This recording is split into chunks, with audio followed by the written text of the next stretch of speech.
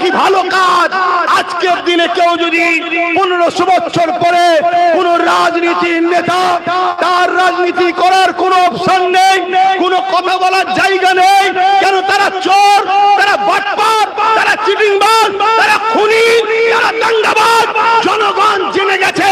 তাই তারা বাংলায় জায়গা পাচ্ছে না বলে ইসলামের বিরুদ্ধে করতে করতে কেউ যদি বলে যে ইসলাম রেপ করাকে পারমিশন দিয়েছে, রেপ করার নাকি কোনো পাপ নয়, তাহলে আমি আপনাদের কাছে জানতে চাই এই মানবরূপীর বিরুদ্ধে আমাদেরকে আরো শক্তিশালী হয়ে আইনি দখল করে, রাজ ক্ষমতা দখল করে এই সকল মানবরূপীর পিছনে বিরুদ্ধে আইনি ব্যবস্থা করে এদেরকে জেল দেওয়া দরকার আছে না নাই?